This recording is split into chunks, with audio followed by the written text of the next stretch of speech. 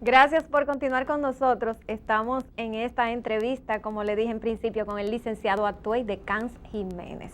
Bienvenido, licenciado, a nuestro programa, después de una tan alargada invitación.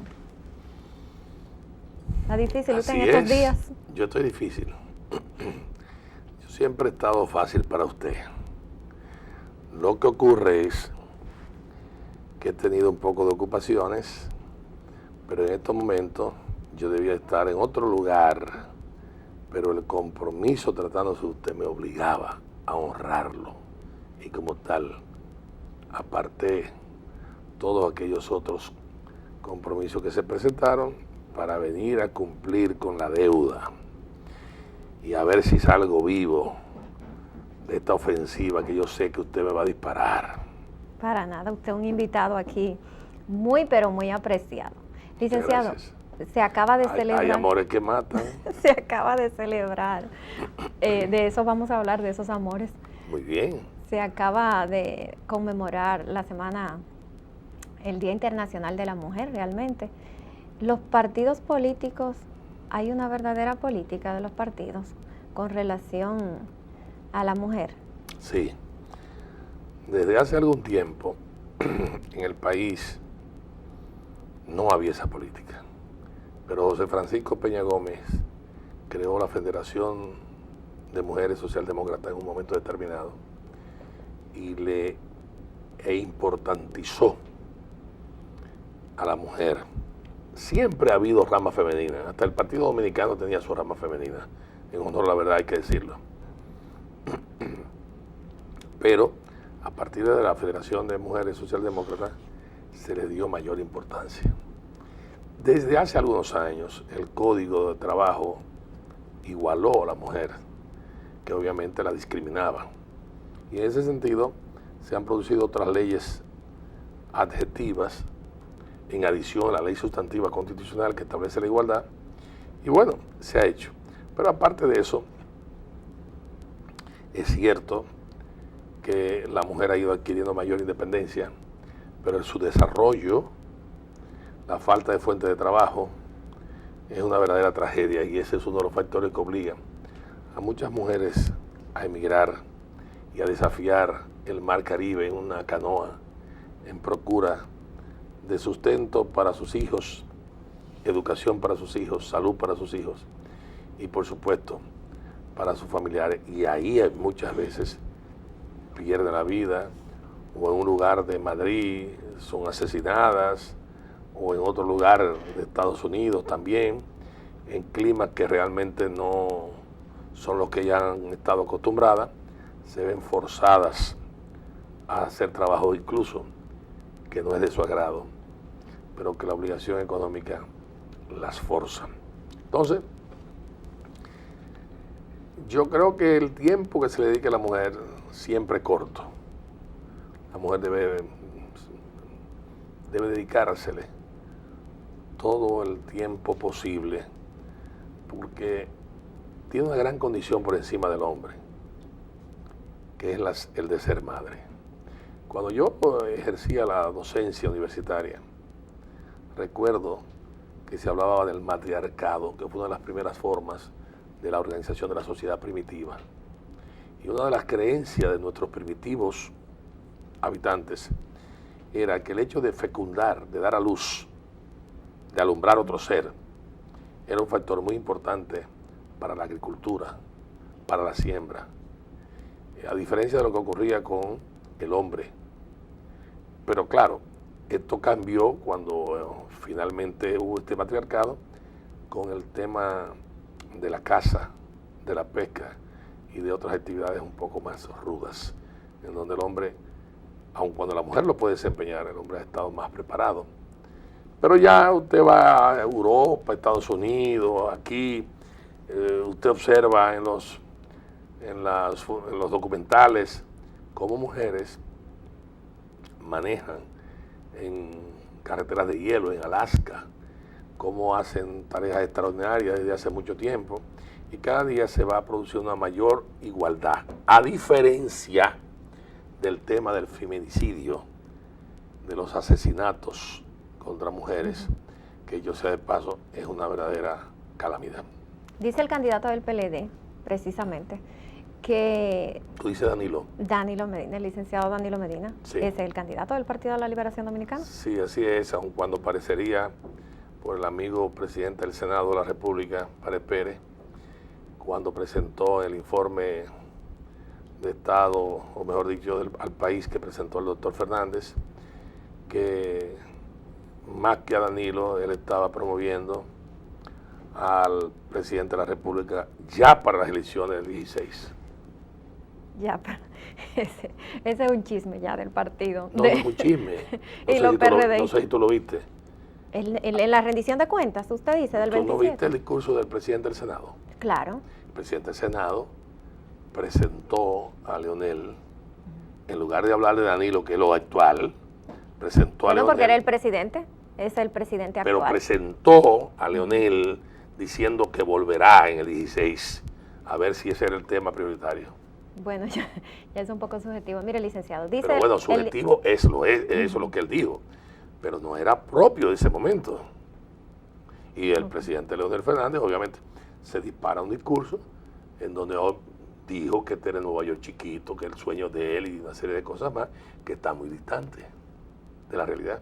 Si no, pregúntaselo a los soldados, a los guardias, a los policías, a los maestros y el salario que está recibiendo. Bueno, fue su rendición de cuentas, ¿no? Pero vaya con la rendición de cuentas, ¿eh? Entre otras cosas, debió haberse hablado de una serie de cosas que no informó. Ya. Monto de la deuda, cómo la encontró, cómo la está dejando. Mientras el gobierno pasado, anterior, tenía un 4% del presupuesto nacional, este gobierno tiene un 52% del presupuesto nacional prácticamente comprometido con la deuda. Entonces esas son cosas que hay que decir. Hay que decir también la calidad de vida y hay que hablar de una serie de cosas más. Y hay que hablar y decir la realidad. 1.9 de porcentaje para el presupuesto de educación es una verdadera vergüenza nacional. Mientras que Costa Rica, un país más pequeño en términos de habitantes que nosotros, le dedica un 8% a la educación. Y usted sabe muy bien hasta dónde rinde beneficio una persona educada. Hipólito, ¿qué le daría? ¿Qué por ciento le daría? Ese es uno de los puntos que firmamos con Hipólito.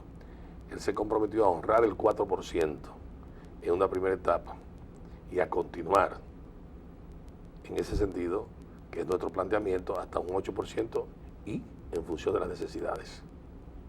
Ese es uno de los compromisos que hicimos. Compromisos llamamos a los puntos, a los 27 compromisos que hicimos. A los 27 puntos que trataron. Exactamente. Ahí. ¿Y eso qué incluye, esos 27 puntos? Aparte de ese señalamiento. Para educación, exactamente. Bueno, empieza con el tema de la no reelección presidencial.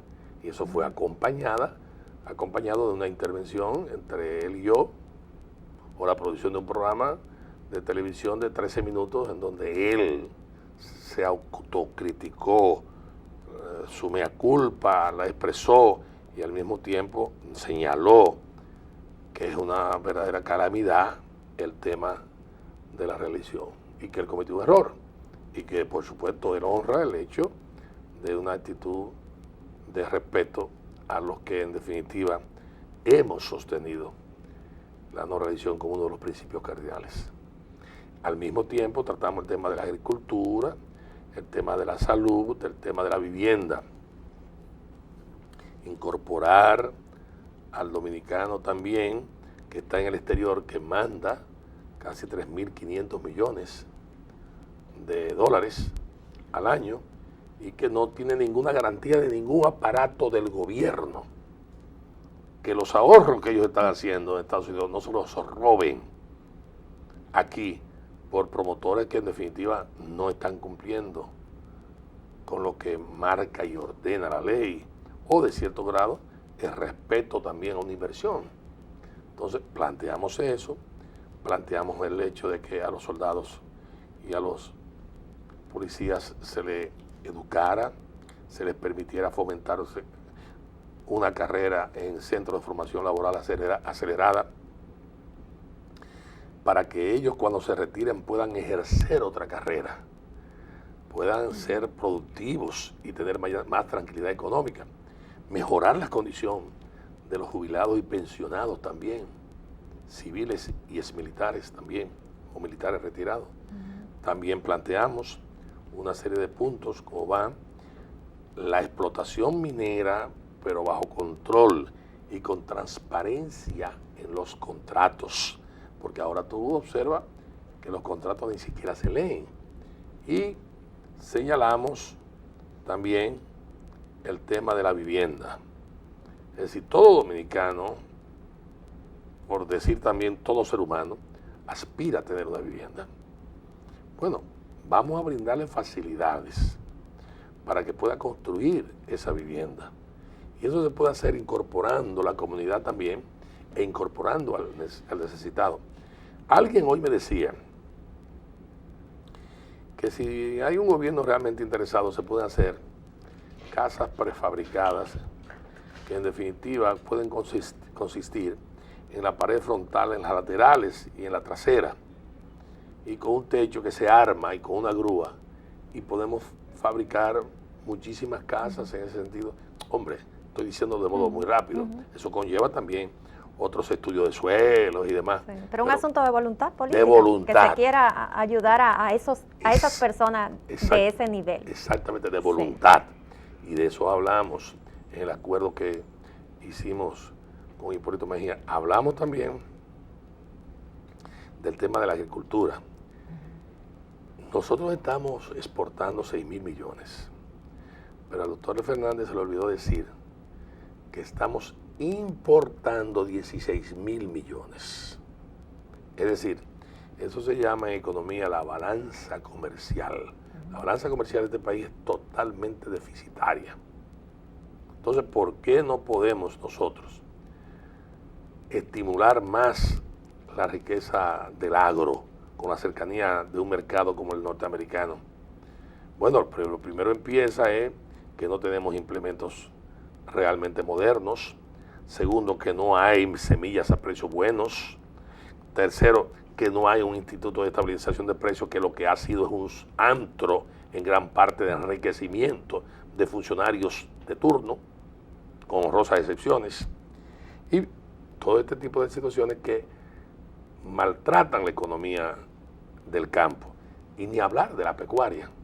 Usted ve que hablamos de un vaso de leche escolar, el desayuno escolar, y lo menos que se hace es comprarle la leche al productor lechero. Entonces, la producción láctea nacional no hay un estímulo, una garantía también del gobierno para poder solucionar ese tipo de cosas. Tocamos ese tema, tocamos otros temas que es muy importante, obras públicas, por ejemplo. Quiere decir, mi querida amiga Dorca,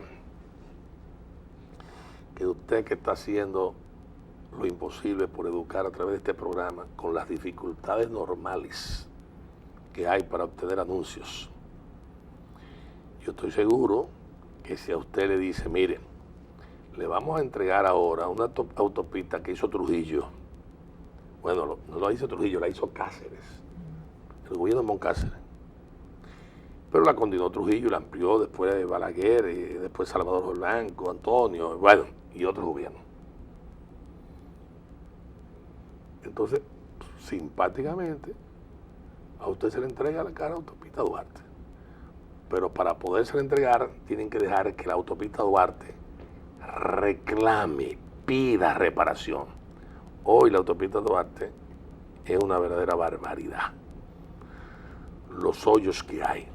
¿Y qué es lo que se procura? Se procura otorgarla para que cobran peajes y se cobren de esos peajes para darle mantenimiento y obtener pingües beneficios. Y eso no puede ser, eso es un abuso. Igual que en el caso de eso se da en este gobierno, en el de Hipólito no se va a dar, ¿verdad? Estamos diciendo que en este gobierno hay un planteamiento en esa dirección. No, pero le digo, licenciado, dentro de los puntos. Lo voy a responder, mi querida. Entonces, uno de los puntos que yo señalé y que Hipólito firmó y saludó en una carta escrita es ese, de las obras públicas. Claro, hay la otra cosa. Y hay derecho a que la circunvalación de Santiago todavía esté durmiendo más de 12 años. No hay razón para eso. No hay razón. Y que circunvalaciones, como por ejemplo, como la de Baní, que hay que hacerla, y la de muchos otros pueblos que están demandando, hay que hacerla. Incluso la de la ciudad de Santo Domingo. Porque por el kilómetro 28, por ahí, debe de haber un acceso a la carretera que une el este del país. De modo muy claro. Igualmente hacia el sur. A mí me parece interesante esos puntos que usted haya tratado con él, especie de un acuerdo, ¿no? Con el Hicimos un presidente Hipólito Mejía. Que fueron justamente los puntos básicos o compromisos básicos para poder arribar al apoyo. Pero ¿hasta qué punto él tendría que cumplir esos señalamientos? Bueno, esa es una palabra empeñada, además suscrita. Como está suscrita y también grabada en televisión, nos hemos cuidado de eso. Ahora averigüe usted si ha habido otro aliado de otro sector o competencia que lo haya hecho. ¿Usted cree, o sea, le da el beneficio de la duda al presidente Mejía de que no se salga con una reelección en el caso de que llegue a la presidencia? O sea, ¿usted confía 100% en el licenciado? Yo confío en un Hipólito que asimiló la experiencia de los errores. Yo confío en un Hipólito que ha hecho un compromiso. Yo confío en alguien que equivocado rectifica y que hay que tener valor para hacerlo. Entonces, yo te puedo decir, siendo un hombre generalmente medio incrédulo, por eso le digo, mire, avipado, un poco desconfiado, casi como una guinea tuerta. En ese sentido, yo creo firmemente que Hipólito Mejía va a ser un gran gobierno. Vamos a ver, usted dijo que él está renovado. Después de la pausa nos cuenta en qué consiste esa renovación. Gracias por continuar con nosotros. Seguimos en esta interesante conversación con el licenciado Atoy de Cans Jiménez. Licenciado, ¿en qué consiste la renovación de Hipólito? Lo escuché decir en un acto que ya él no le iba a decir azarozos a los periodistas. Bueno, eso fue algo así. Eso fue la Cámara de Diputados, que salió un chusco y dijo, y ya no va a decir azaroso. Y yo había olvidado que Hipólito había usado esa palabra. Y entonces, yo no, es un hombre cambiado, ya no dice esa palabra. A periodistas jamás. Sí. No. Los va a querer y los va a adorar. Es más, creo que anda con azabaches y anda hasta repartiéndolo. Porque tú sabes que lo de azarar se resuelve con los azabaches. Ok. Entonces, ¿usted le dio ese consejito? Por eso le compran a los niños esa manita negra, esa piedrecita, ese tipo de cosas. Pero usted le recomendó al expresidente Mejía que no ofendiera a los periodistas, que no le dijera azaroso, ya que usted se comprometió a que no se le iba a decir. Decía medio de chiste y demás, pero está claro. Digo, le dijo azaroso a varias gente, le dijo a una ex ministra de Educación. ¿Le dijo? Sí. Había que ver qué fue lo que ella le dijo también. Eso fue famoso. En este asunto de género tendría problemas en esta campaña si lo hace ahora, por el tema del respeto a la mujer. Sí, es verdad. Pero entonces, yo supongo que no hay ningún político en Argentina que le pueda decir nada a Cristina por el problema de género. La lucha es de interés y cuando estamos hablando de igualdad, ustedes se la cantan y se la lloran a veces. Entonces ahí hay que respetar la consulta de género. No se puede combatir. Lo que hay que hacerlo es con altura. Exacto. Dar respuesta con altura y punto. Así es. Con argumentos. Así es. Otras de las renovaciones de Hipólito que le haya usted dicho que bueno, que tiene que cambiar, que no pueden seguir así las cosas. La otra que yo lo voy a hacer es que le voy a decir a Hipólito que venga a un programa tuyo para que tú le puedas hacer todas esas cosas, esas preguntas. No, yo no tengo nada que ver con Hipólito Mejía. Bueno, pero si tú me estás haciendo una serie de preguntas ya, que te he respondido como 4 sobre Hipólito, las que restan es bueno que sea él. ¿Cómo que tú no tienes que ver nada? Ni con Danilo ni con Hipólito. ¿Y por qué tú dices eso? Pero si son 2 políticos. Bueno, en términos como usted, que hizo un acuerdo de 27 puntos. Ya. Y tiene, bueno, que defender un poquito el cambio que tenga que dar Hipólito. A eso me refiero. Pero vamos a ponernos de acuerdo. Tú tienes un programa. Sí. ¿Quiere decir que tú no invitarías a Hipólito ni a Danilo? Ah, pero claro. Ojalá Pues que eso venga yo te cualquiera estoy de los diciendo. dos.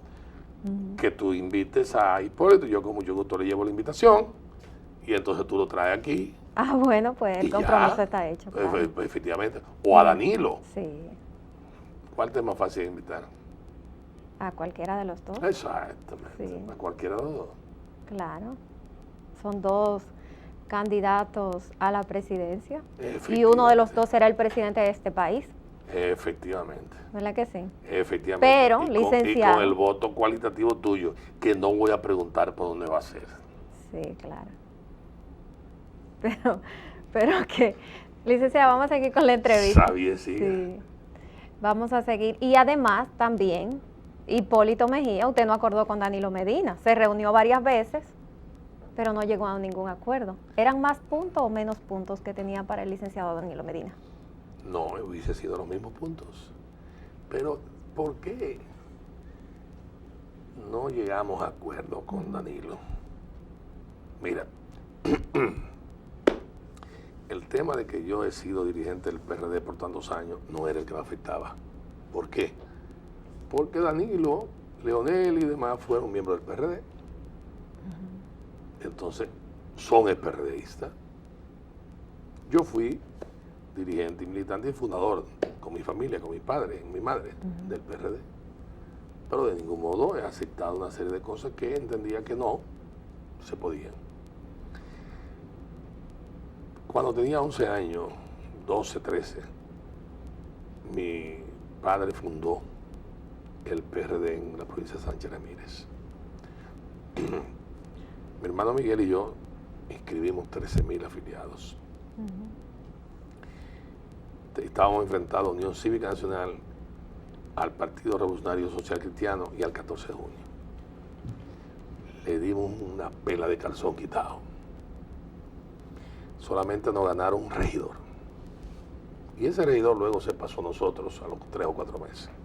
Claro, a los 7 meses derrocaron el gobierno. ¿Por qué nos metimos en el PRD? Porque era un partido antirreeleccionista. Porque habíamos pasado por las reelecciones de Trujillo y porque era conveniente que el país, al abrir sus puertas, tuviera la alternabilidad democrática. Yo he sido profesor de historia y recuerdo el tema de los esfuerzos porque en este país no se establezca una monarquía. Sin embargo, Pedro Santana nos adscribió a la monarquía española y él asumió un título, Pedro Santana. Pero bueno, vino Luperón y vino el proceso de la restauración, ya anteriormente el sacrificio de los padres de la patria, y planteó la república, desde el 44 ratificado por la restauración. Bueno, el presidente Fernández permitió que se jugara, se invirtieran recursos y se embullara al país con el tema de la candidatura presidencial de doña Margarita, la primera dama, doña Margarita Cedeño, que personalmente no tengo nada en contra, pero políticamente entiendo que no es correcto que un presidente en el ejercicio del poder auspicie a su esposa para el poder continuar, es decir, para que ella sea vicepresidenta de la República.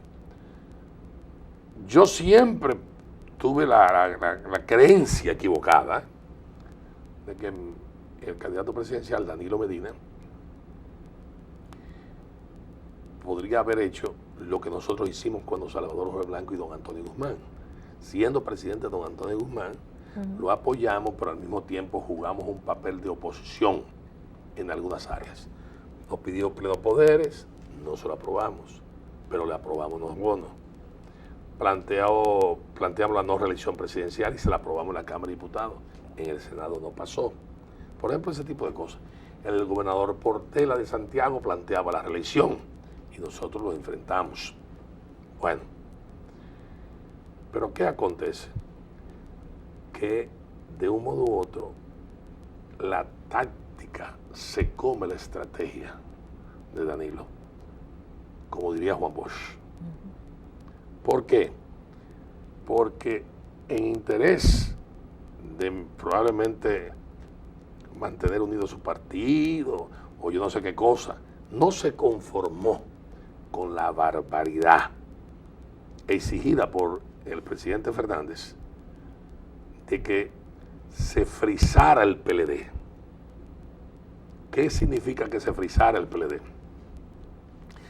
Que la condición de ingreso de un PLDista, el derecho de elegir y ser elegido, muere por 6 años. Porque el doctor Fernández y Danilo se pusieron de acuerdo y en la votación de primarias o referéndum colocaron un adendum que decía las autoridades del partido, presidente y secretario general y miembros del Comité Central se congelan, no se cambian. Y esa inamovilidad no tenía precedentes en la historia de la República Dominicana. Y ese es un hecho lesivo a los legítimos intereses de quienes forman parte de ese partido. Eso no debe de ser. Entonces ese sacrificio es más que suficiente. El hecho de que, por ejemplo, Leonel Fernández y el amigo Pare Pérez se queden por 6 años más. Óigame usted, 6 años más. Pero ¿y los otros que tienen derecho a aspirar, a elegir y ser elegidos? Entonces los castran. Entonces, en adición a eso, que ese fue el mayor sacrificio, Danilo comete, en mi criterio, puedo estar equivocado, pero defiendo el derecho que tengo para defender, valga la repetición, o asumir, o levantar, o sostener este criterio. Danilo llega a límites increíbles, como es el hecho de que entonces acepta la primera dama. Entonces ya tú no puedes decir que tú vas a ser un gobierno de cambio. Eso se llama más de lo mismo. Y este país, mi querida Dorca, por donde quiera que tú encuestes, tú y yo salimos ahora a cualquier supermercado, a cualquier punto, y tú puedes hacer lo que se llama sondeos, que no son encuestas, porque el sondeo tiene otra característica, pero un sondeo que es válido. Y de 10 dominicanos hay 7, y cuidado, que quiere que el gobierno no continúe. No es que Hipólito sea simpático o no sea simpático. Pero es que el gobierno no continúa porque el candidato es Danilo y no ha sido presidente, licenciado. ¿Cómo dices tú? El gobierno no puede continuar porque Leonel Fernández termina ahora el 16 de agosto. Pero no te me tapes los oídos. Yo te acabo de decir que justamente el hecho de que la primera dama, la esposa del presidente, es la persona que han colocado a Danilo ahí, o que ha colocado a Danilo ahí, y por supuesto, entonces más de lo mismo. Licenciado, pero el presidente es quien gobierna, ¿no? El presidente es quien gobierna. Pero en este país presidencialista. Pero cada vez que sale el presidente, ¿quién es que gobierna? No me gagué. No, el vice gobierna. Cuando Balaguer no entraba, el vice solo al palacio. Pero este no es Balaguer.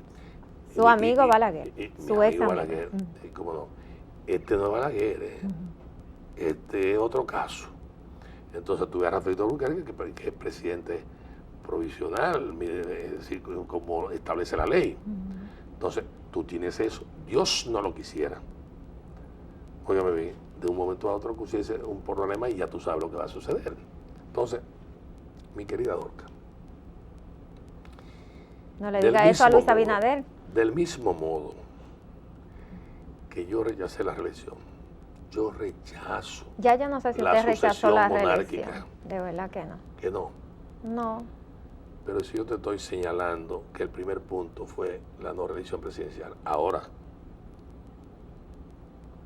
¿Usted sabe qué pasa? Si tú entiendes que yo debí mantenerme alzado, por ejemplo, porque los americanos desembarcaron el 16 y todavía estar alzado a una de las lomas, diciendo si se han ido o no, no así, ¿no? Porque los tiempos cambian. Lo que pasa es, los principios no. Sí. La ley de los 10 mandamientos ha resistido más de 2000 años. Bueno, los principios deben de ser siempre permanentes.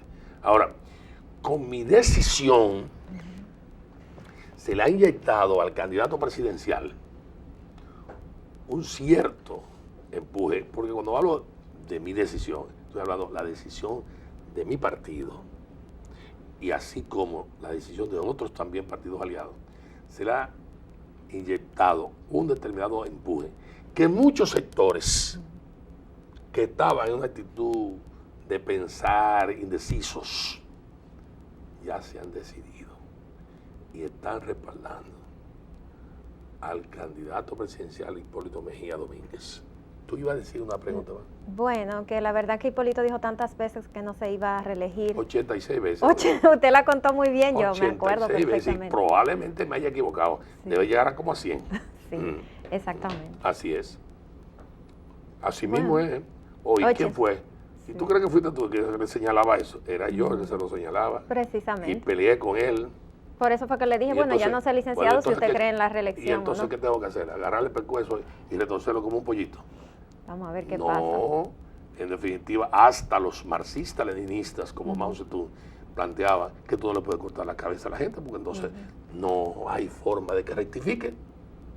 Entonces, Hipólito ha hecho su mea culpa. Tú has visto la grabación que yo hice, que la puedo, porque la tengo en el carro, también presente. No la vi, estuve atenta a toda su decisión. Ah, perfectamente, muchas gracias. Yo estoy atento también a todos tus programas. Entonces, porque te tengo mucha admiración. Además de tu condición de mujer muy inteligente, siempre placentero, recrearse compartiendo un programa como este. Entonces, en esa dirección, yo te ratifico que el país tiene que entender que continuar con esta situación no es saludable. El dominicano está estericando el peso, pero está gravitando el alza de la canasta familiar. Tenemos la energía eléctrica más cara y deficiente del mundo. Hasta el Fondo Monetario te lo admitió.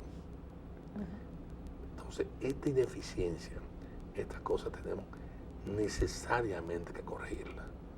Me va a decir, pero Hipólito también fue culpable. Sí, fue culpable, yo no estoy diciendo que no. Pero en el proceso de privatización, eso lo inventó el doctor Leonel Fernández Reina y no ha solucionado esa situación. Entonces, hay toda una política de endeudamiento y de financiamiento a través de bancos que de un modo u otro va a repercutir terriblemente en la situación de presión que tiene el país. Y por eso el país entiende, en adición al hecho, y vamos a estar claros, del boato, del lujo y de cómo tú estás viendo que hay una nueva clase. Hay una nueva clase de PLDistas. No es de todos los PLDistas, es de una minoría de PLDistas, es de una oligarquía de PLDistas, porque la base del PLD son gente buena y sana, pero hay una oligarquía de PLDistas que ahora se ha metido a competir con los sectores empresariales, que ya no necesitan esos sectores empresariales, que ya no necesitan estar en las esquinas recogiendo el óvulo o de cierto modo el diezmo, si se quiere, o el aporte del pueblo. No, esas son gente poderosa, son gente ya tan poderosa que hasta se han convertido, y ahora yo hago un ejercicio de memoria con el libro del Pentagonismo, Sustituto del Imperialismo, de Juan Bosch, se han convertido en una expansión del capital y de la corrupción. Ahora tú ves que hasta en Haití, figuras trascendentes, funcionarios públicos, ahora tienen contratos por 400 millones. ¿Y por qué no lo tienen la gente que vive en Antigua? ¿O es el pase de recibo a la construcción de la universidad en Haití? ¿O es el ejercicio en gran parte del tráfico de influencia con el régimen corrupto haitiano o no, anterior al presente gobierno? Entonces, todo este tipo de cosas es grave, porque ya no solamente son un factor que lo produce para el consumo nacional, sino que estamos exportando también ese tráfico de influencia. O me van a decir a mí que el tema del senador, por ejemplo, Bautista o Batista, como se llame, de San Juan de la Maguana, es por alta tecnología, es porque él ha sido poseedor. Pero por Dios. Mire, licenciado, después de la pausa seguimos con el programa. Quédese con nosotros. Gracias por continuar con nosotros. Seguimos en esta conversación con el licenciado Atoy de Cans Jiménez. Hablamos de la situación interna del PRD. Esta decisión suya de unirse... Es decir, usted va a hablar ahora sobre eso. Vamos a hablar usted y yo. Hablado. Exacto. Vamos a hablar usted y yo, muy bien. Exactamente. Olvidamos los 27 puntos y nos vamos a la Tú vas situación... a tener que invitar a Miguelito y a Hipólito. Orlando Jorge. Ah, ok. De la situación interna... Que son el presidente y el secretario general. Cargos que yo desempeñé. Sí. Y que no... Por mucho tiempo, quiero desear desempeñar. Sí. ¿Me está oyendo? Exacto. Que no quiero desempeñar. Lo está oyendo todo el país. Exactamente. Que no quiere, para los que insinúan, licenciado, que usted por eso llega... planteé en los acuerdos que libramos, Hipólito Mejía y yo, la separación orgánica, y agregué el financiamiento de lo que nos corresponde a nuestro partido no va como una carga al candidato presidencial, la asumimos nosotros. Ok. Está entonces claro, usted un hombre, siempre ha sido un hombre que ha hablado con la verdad. Así es. He tratado de honrarla siempre, por un problema de educación doméstica. Y de formación. Mi padre, mi padre. Y de formación, por supuesto. De formación, claro. Mire, licenciado, entonces el ingeniero Miguel Vargas Maldonado, tranquilo, dice que no es barrendero o mensajero, por lo que quiso decir que no va a trabajar a favor de la candidatura de Hipólito Mejía. Esto tiene que ver un poco con el triunfo, ¿no?, de Hipólito, porque Miguel Vargas, primero, es un hombre importante en el partido y tiene una gran franja en el partido asegurada, ¿no? Miguel Vargas es un príncipe, mi compadre. Su compadre. Compadre de Sacramento. Sí. Y yo no voy a atacar a un compadre de Sacramento, sí, para nada. Ahora, los pobres barrenderos y los pobres mensajeros, tampoco hay necesidad de combatirlos, porque se ganan la vida y se ganan la vida muy bien. Digo, sacrificadamente, ¿no? Pero honradamente muy bien. Con eso no estoy diciendo que el amigo y compañero y compadre Miguel Vargas lo esté atacando. Pero esto me recuerda cuando Juan Bosch, a raíz de la diferencia con Peña Gómez, calificó a Peña Gómez de maestrico. Y Peña Gómez le respondió que él se sentía muy satisfecho de haber sido maestro. Entonces yo supongo que si los mensajeros y los barrenderos los eliminamos, figúrate tú a Miguel Vargas en una patineta o a mí en otra patineta para llevar un mensaje de un lugar a otro. No, licenciado, pero usted sabe, no. O, usted sabe que él quiso los decir... barrenderos los eliminamos, sí, ¿quiénes son los que van a eliminar la basura? Esa es una función demasiado noble y mal paga, sí, que hay que mejorar. Vamos a dejarle eso al síndico del Distrito Nacional, a Roberto Salcedo y a los demás síndicos. Que debía de mejorar, sí, el tema del malecón. Y vamos... ¿Tú me estás oyendo? Y vamos, sí, le estoy oyendo. Y los el tema del malecón. 9 millones de habitantes también le escuchan. Así muchas que, gracias. Mire, tú eres fácil. ¿Qué va a pasar con Miguel Vargas? ¿Se va a incluir en la campaña? ¿No se va a montar en la guagua, como él dijo? ¿Usted no piensa, no va a hablar con él de parte de Hipólito? ¿No hay una intención de un acuerdo de hablar con él? Mi compadre Miguel Vargas me está rehuyendo. No quiere hablar conmigo. pero yo siempre quiero hablar con él. Es decir, que usted puede estar seguro que donde quiera que yo lo pueda ver, voy a tratar de hablar con mi compadre. Sí. Yo entiendo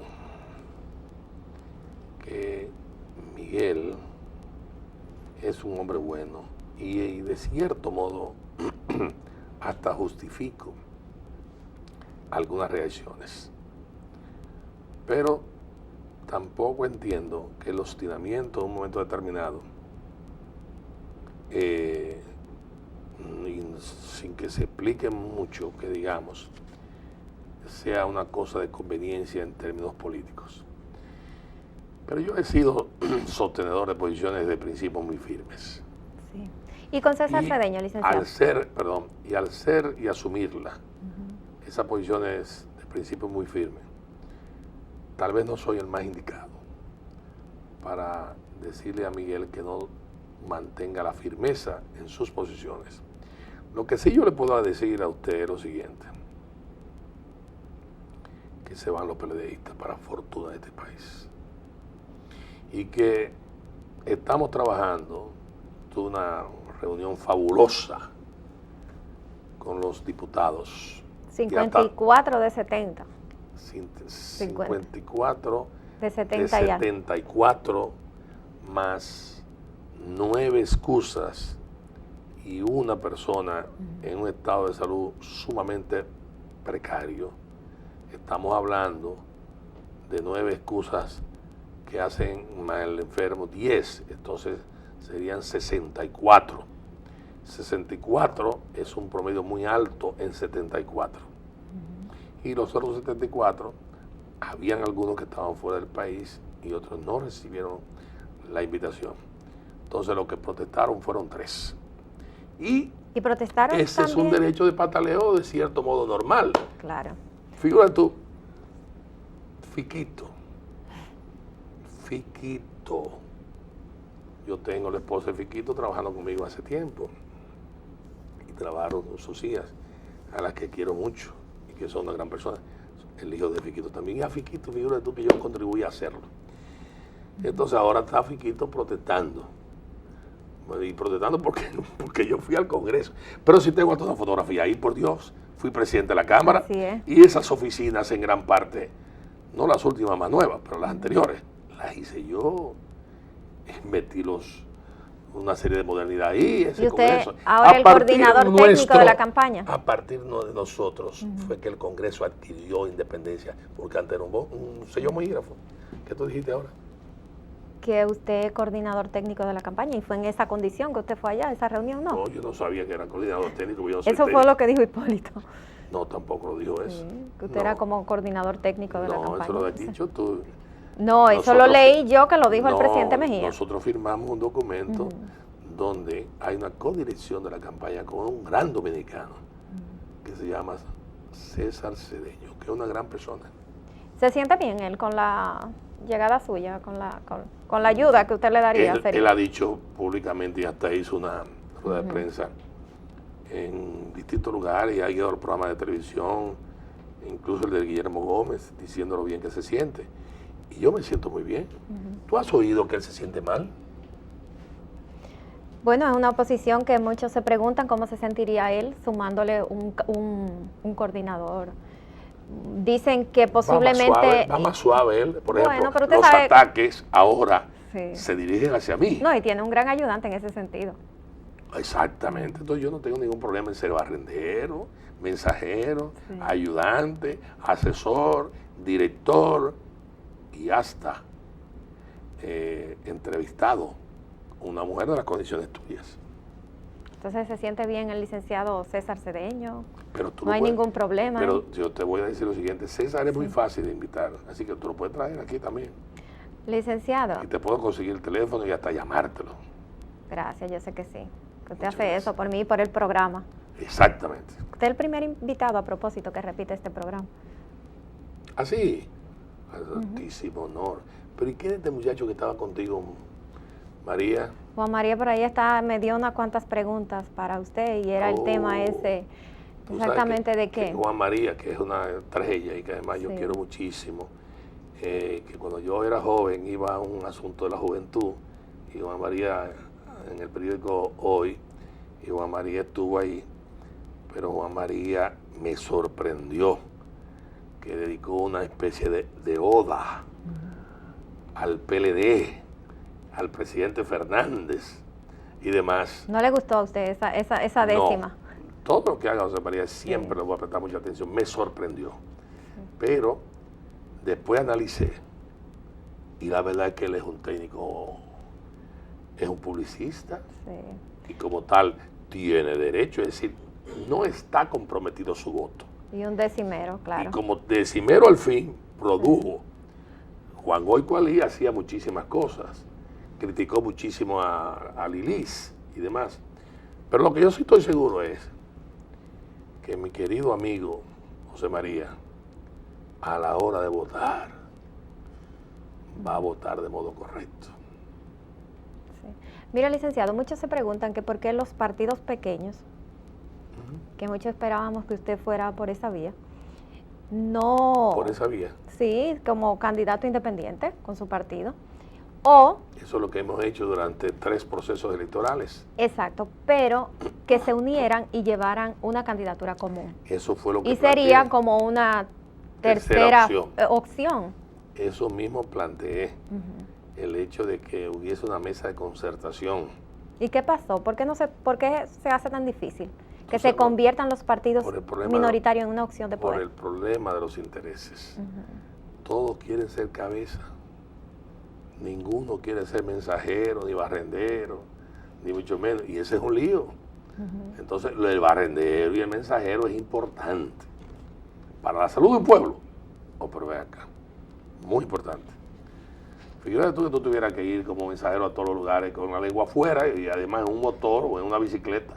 Los riesgos son demasiados. Entonces eso fue, no prevaleció más el interés a los principios, a la ideología que tuviesen. La sensatez no primó.